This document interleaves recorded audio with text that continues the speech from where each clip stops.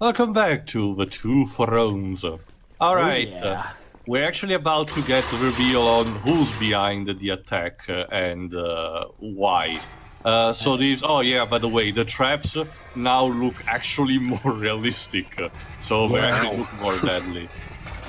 And they're actually a bit more challenging this time around, fitting the game, going back to the acrobatic traditional style. For example, for this one, you need to time. Yeah, very good. You need to time your wall running better. Otherwise, you just get that shit. That shit like you just seen.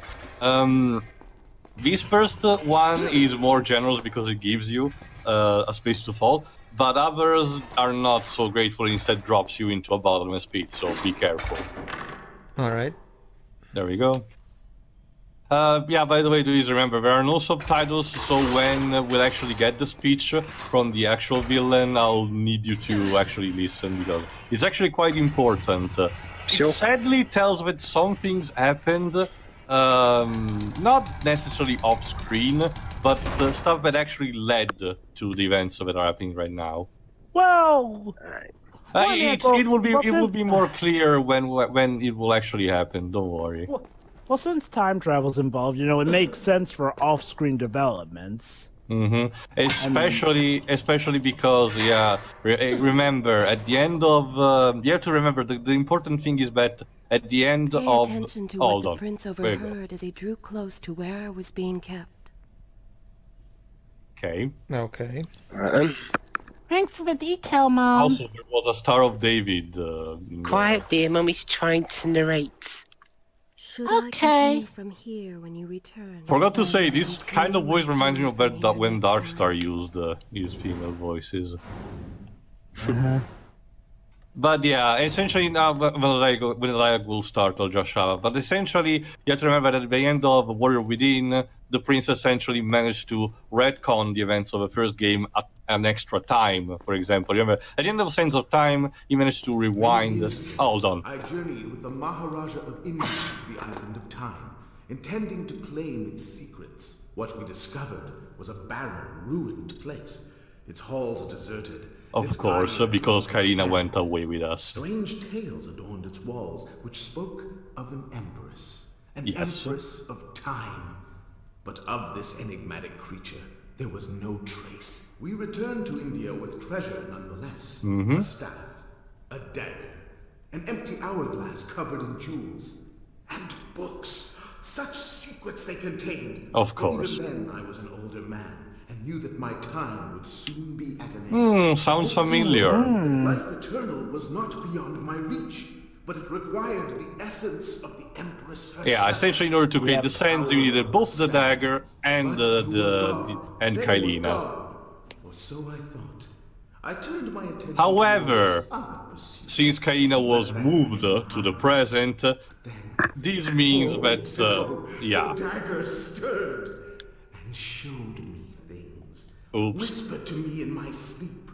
It drew me here, towards Babylon.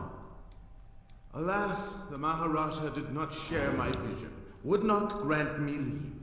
So I slew him. Of course you did. How did you kill the Maharaja? Oh, water. Nothing would stand between me and my desire. Probably just splashed him with water. Actually, no, that's not the Daka.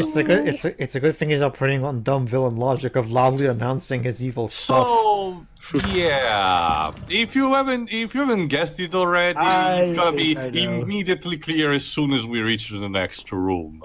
But let's just say that the prince has not calculated entirely the course of events when he actually managed to, prevent the Dahaka from existence.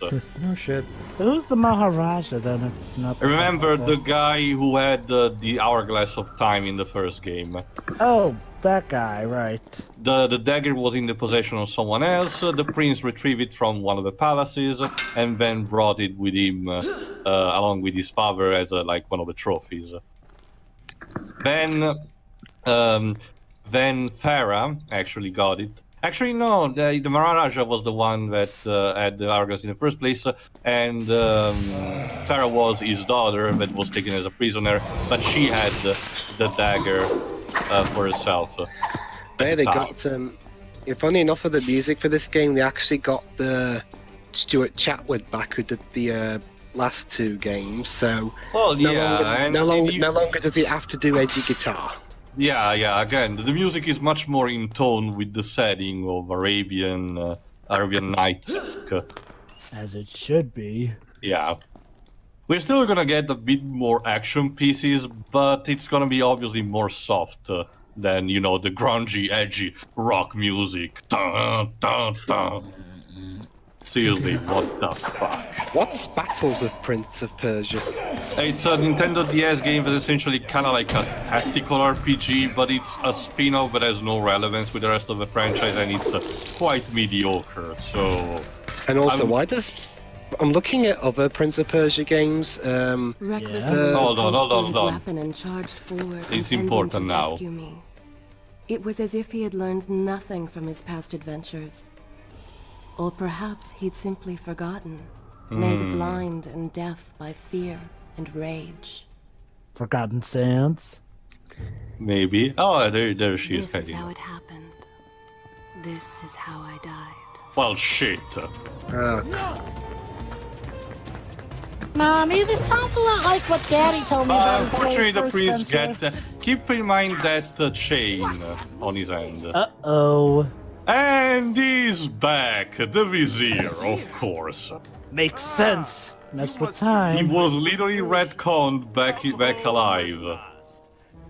And I guess with the sands already taken care of, he decided Well, to... no, he's about to actually form that because now he has the dagger and there's Kaileena, so 2 + 2 equals I stab you.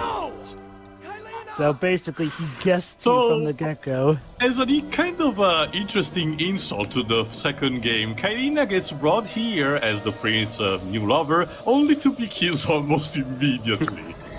Normally I'd object to that, but considering how the remabouts of her... And keep in mind what's happening. Essentially, these particular generals of the army get infected with the sand, and also the prince's left arm tied with the chain. Oh boy. Liquid!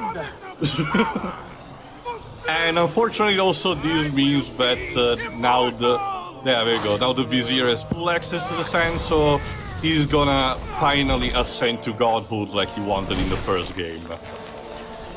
Oh boy. Ew, what the fuck? Must be a very painful process. Was it really worth it? Oh my god, is he turning into He's Kratos? editing. Actually, no. But thankfully for us, he dropped the dagger, so time to get it.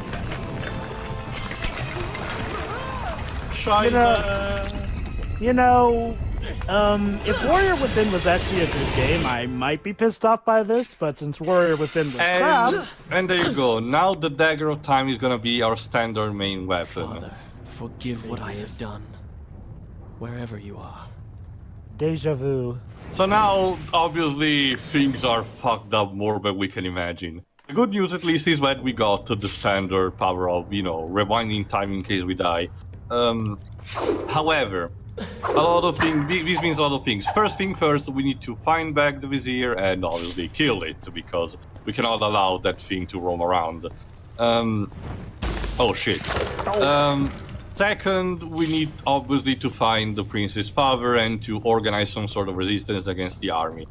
Third, well, and most importantly, we just need to survive. So run. Not At least made for that this first- easy. Yeah. Now, I was Tio, gonna what was- say, what why does was- the Yes, Fallen Victor? King?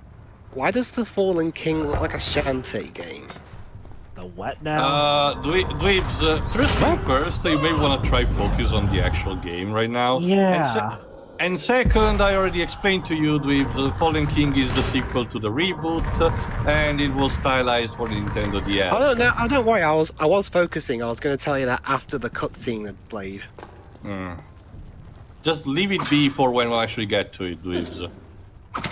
Okay. got Remember to also, from what you tell me. the Forgotten Sands, the DS version of Forgotten Sands also suffers from this.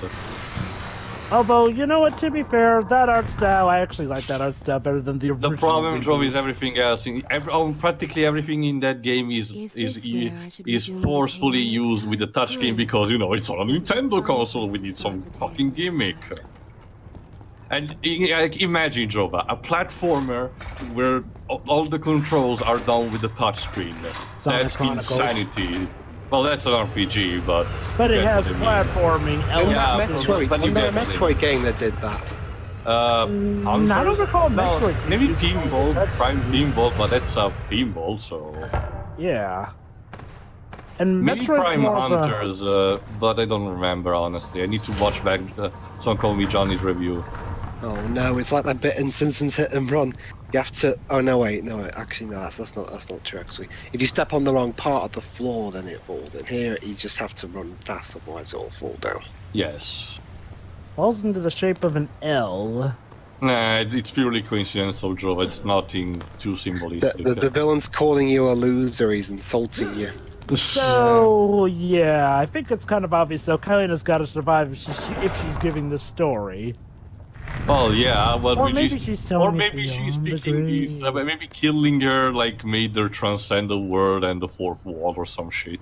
Possibly. So, oh, wouldn't it be funny then if the prince ends up hooking up with that girl who was his ally in the first game?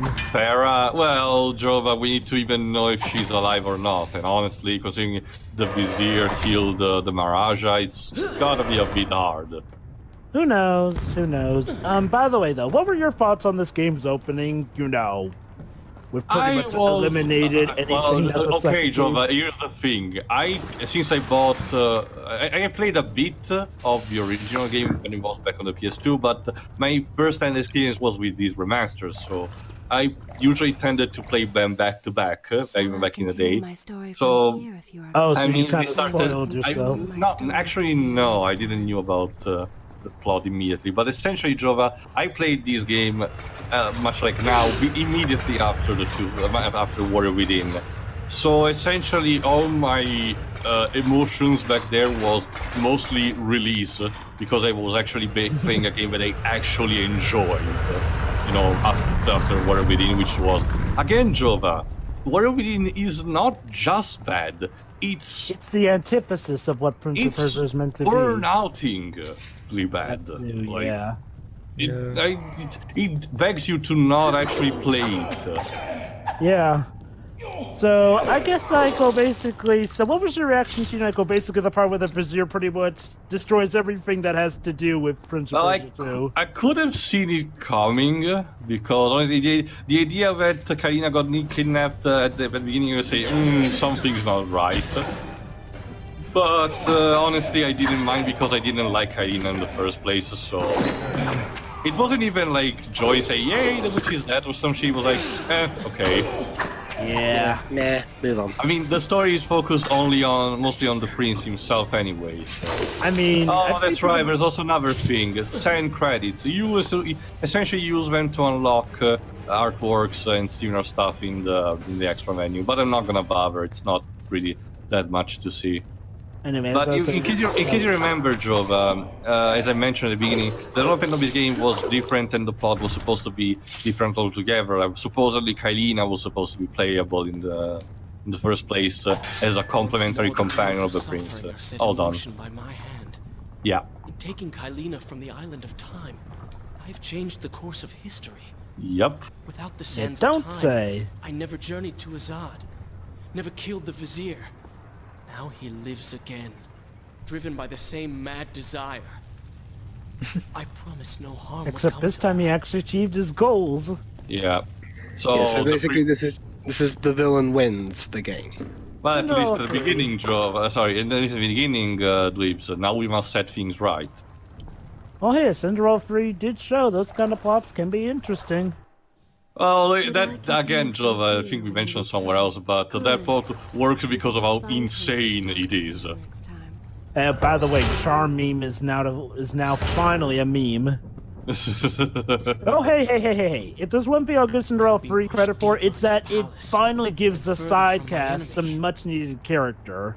Yeah. Also, everything's shaking, Dweebs. Don't worry, do not adjust your TV. Like, seriously, the prince before Cinderella... Oh, there we go, that's an important thing. Now, frequently, since he was infected with the sense of time, upon the release... Hold on. The prince had resurrected his greatest enemy. Worse, he had accidentally delivered me into the man's hands. unleashing a nightmare plague across Babylon. As if this was not enough, the prince had nearly been transformed by the sands himself. Only partially got Though he had infected, avoided death, but that not means escape he kinda now has a companion now. Oh, and by the way, I forgot to mention now he's gonna be shirtless for the rest of the game. Hold on, let me get... Alright. Now he has a companion inside his head.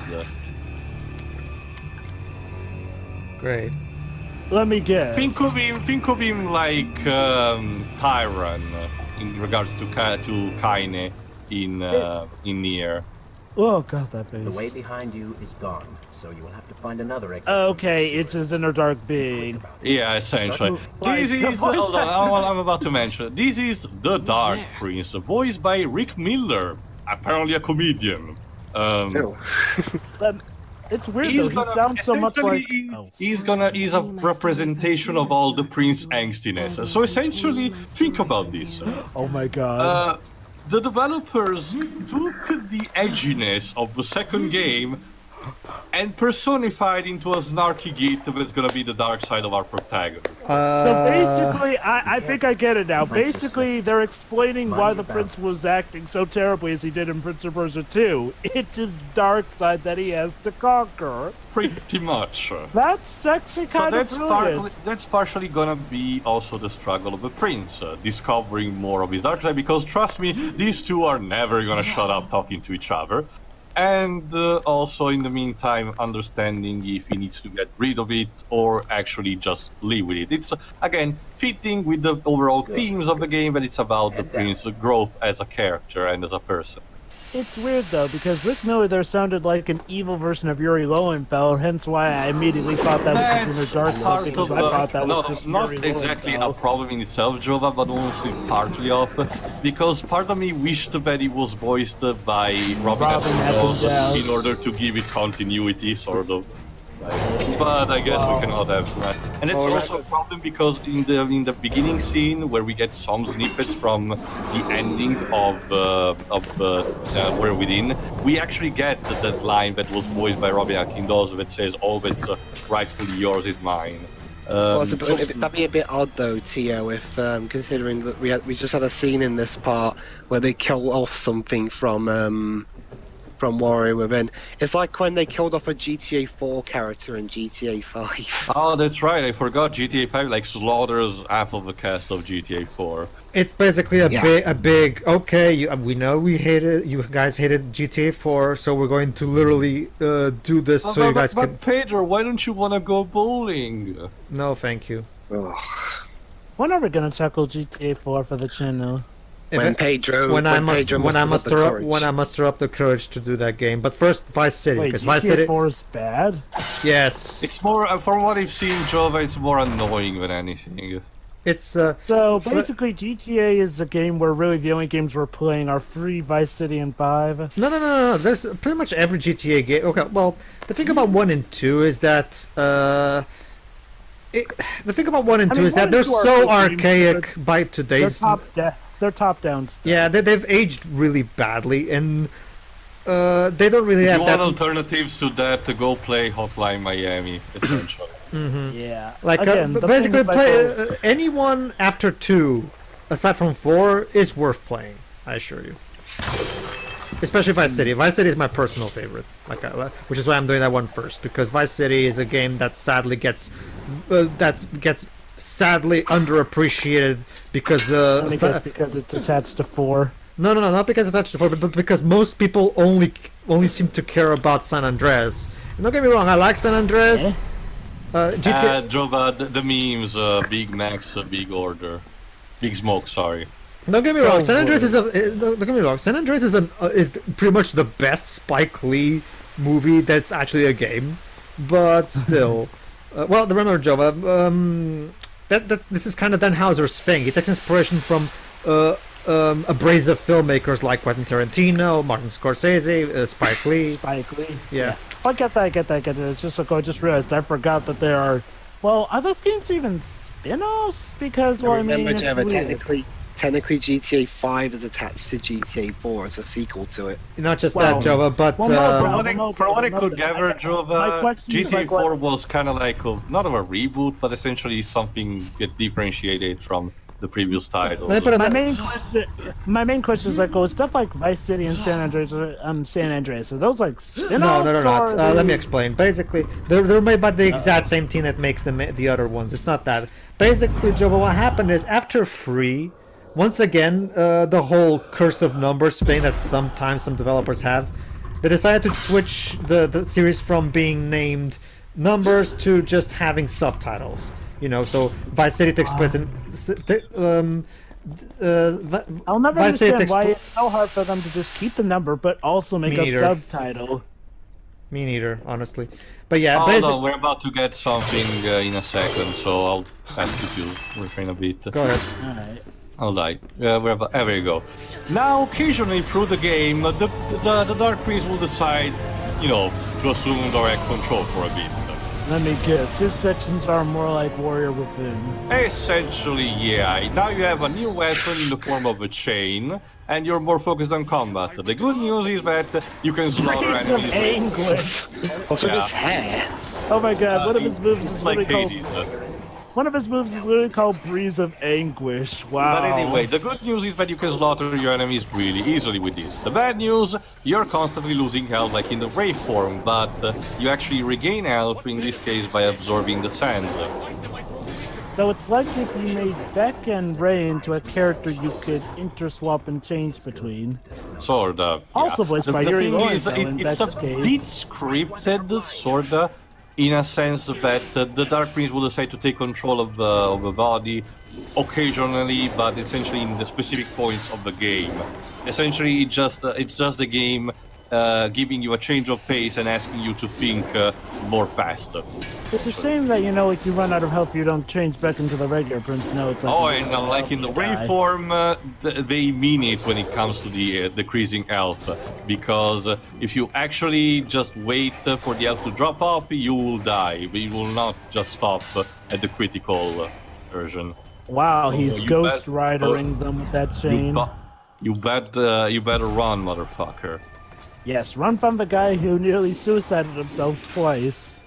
But at least the chain as a weapon is actually really fun to play with. Oh, you yeah. You can mash the circle button to do the circle maneuver thing, or you can do your standard whip combo, typical to the Blades of Chaos in God of War. The only major problem here with the combat is that the Prince gets staggered a bit more in this form, so it can be a bit annoying. So he's sort of like a fragile speedster in this one. Yeah, glass cannon. Yeah, that's the perfect term. Glass cannon. To answer your question, that's okay. The interesting thing about it is that even the stealth kills will be implemented differently, as I think you will see either in this part or later on. Essentially, instead of just waiting for the right button to press, the Dark Prince will just edgily enough use his chains, and you need to mash the triangle button in order to choke the enemy to death. Probably for the best because you're running out of health, and well, you can't exactly afford to go at your normal slow pace with a sneak. Anyway, keep going, Pedro. I'll mention when something new pops up. It's like I said, Joe. The thing is, it has nothing to do with spin-offs or not spin. There's no GTA spin-offs of any kind. There's only the GTA series, and that's it. And basically, they had this phase where they stopped numbering the games, but then with 4, they started numbering them again. That's all. And yet they went back to numbering. Basically, how it works is the ones that aren't numbered are part of a game's timeline, I guess. Yes, they are. So it's like the Ballad of Gay Tony, and that's part of GTA 4. But There's nothing wasn't like that for Vice 5 City at the referenced moment. it, Bob? Well, the stuff like the Battle of Gay Tony isn't like proper DLC, of course, so it counts as part of that game anyway. Well, remember, Jova, yeah, like Three's part of one continuity, 4 and 5 are part of another. The only primary, also in that continuity though, because I recall you and Pedro mentioning that a character from Vice City shows up in 5. Well, yeah, Laszlo. It's a different version of him. Yeah, but the thing is, Jova, Laszlo is okay. Laszlo is the big audio guy of the GTA team. Like he's the one who always picks the songs to use on the radio. He's the one who I think he also supervised the original score of 5, if I remember correctly. And yet he's copyrighted in the games because YouTube. Basic. Well, do you mean? Well, when you say Jova, that, he is the do you mean master of any- darkness. So. When you say that, Pedro, do you mean any piece of music in the game that's not an original score? Well, again, again, if I'm wrong, by all means, correct me. But was he at all involved in the original score of 5? Not that I know. I know he handled the radio stuff because that's what he does. But The actual game score itself was done by like four. I know. Oh no, I know he was not the composer. But I'm wondering if he was like maybe like the producer of it or something. That's what I'm wondering. I'm not sure. Okay. Basic. Well, trust me, Jova, you'll grow to love Laszlo when we do Vice City because Laszlo is one of the radio I always DJs. really like him from GTA 5, I'll admit. Oh, trust me, yeah, that's there not were even. parts where he went too far, but Oh, trust me, Jova. By the time Vice City is where he really comes into it because Vice City, he's he's by far the best radio DJ in Vice City. Like, he's. did he get killed off in that game too? No, but not only does he make some of the greatest comments about the songs he's playing, but there's also a kind of a subplot. Was he good in 4? Well, yeah, Dwebs. He's like one of the few good things. I mean, it's Laszlo, Dwebs. When is he not awesome? Oh yeah, that reminds me. Which is weird. So when you kill him in GTA 5, doesn't that mean that you won't get to hear him anymore? Jova, see, the thing you have to understand about Laszlo, Jova, is that he's basically the Stan Lee of the GTA series. No matter what happens, he will always show up in some fashion. That's basically it. Oh, I get that. I'm just talking about specifically in GTA 5, though. If you kill him, doesn't that mean that, you can't hear his radio stuff in that game anymore? You cannot kill Laszlo, Jova. Even if you do kill him, he'll just rise back up again. So, gameplay-wise, he again, Jova, to take an actual quote from him in Vice City, he is the master of darkness. That's why his name's Laszlo. I'm not kidding, that's an actual line of this in Vice City. Anyway, essentially the Prince and Dark Prince is so funny chat, but now we're actually about to get the other main mechanic that's tied to him. Essentially, the Dark Prince has only one weakness, water. So essentially, in order to get rid of his state, the Prince just needs to immerse himself in a pool. I get it. And by the way, the two jingles that happen when the Prince transforms into Dark Prince and then reverts back are both incredibly awesome. Yeah. In my part. So, well, again, it helps at this time that the composer wasn't stuck to guitars. They feed the theme because the transformation one is obviously dark and foreboding, while the reverting one instead is more triumphant.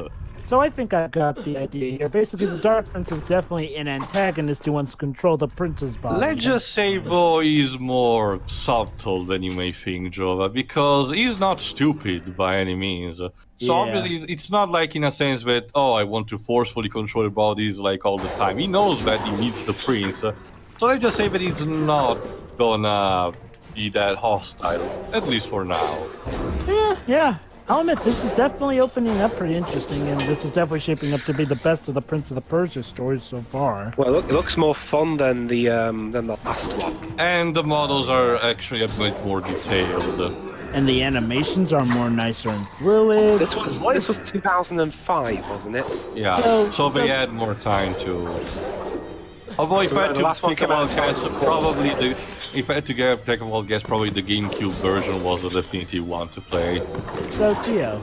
Yes? The back and forth between the Prince and the Dark Prince. So would you say it's like, say, as entertaining as the likes of, Ace Attorney chat or like the Eggman PAs in Sonic Colors? I already gave the comparison, Jova. It's more similar to, again, Tyron and Kaileena. Oh, I know what it's similar to. I mean, even in themes, even in themes of fun and funny stuff, like I wasn't asking about that. I was talking mainly about entertainment factor. Yeah, it's classic Snark to Snark combat. The prince is still a bit naive, while the Dark Prince just loves to troll him all the time. So my main point is like, well, Yeah. is it like basically they have a new line for like every bout here and there, or is there a point where eventually it just repeats itself? Surprisingly, no. They're actually fitting with what the story is, and they never recycled ones. Oh, I see. So basically, they're sort of location triggered, and that Yeah, they'll play. when you essentially, get to- yeah. Would you say that there are any special mentions that we definitely want to, watch out? or listen for? If that happens, I will tell to you. Like for now, the dialogues that they had so far, it was simply like, "Oh, who the fuck are you?" And the prince is like, essentially, just think of me as your dark side for the moment. So he's kind of like the symbiote in Spider-Man 3. Kinda. Oh, and here's where we get the introduction to how you get the elf upgrades in this game. Essentially, they combined the two previous versions. You have both first to reach the fountain that you need, and then get the gauntlet in order to get the actual upgrade. But first, very easier to find. Second, very easier to actually get the gauntlet. The gauntlets are actually more challenging, but at the same time more fair in terms of the obstacles. And third, and finally, you don't need them to get all of them in order to get the end of the game. Thank God.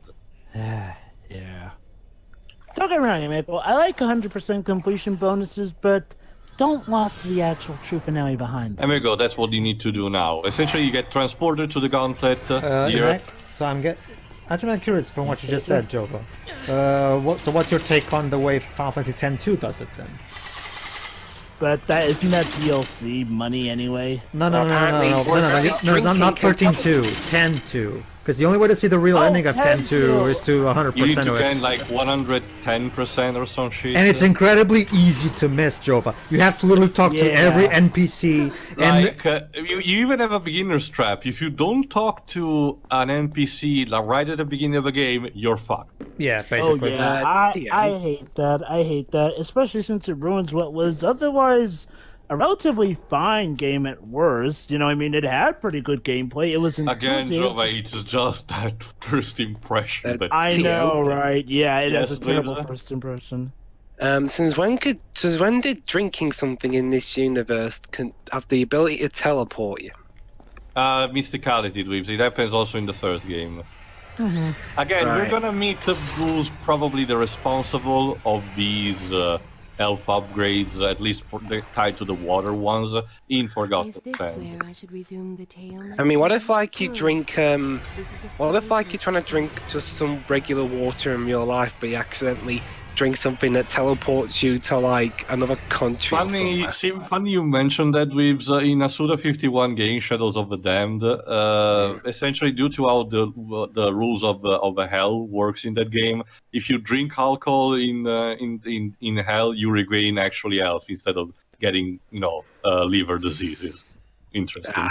Anyway, see you for the next part. See you, everybody. Again. Yeah.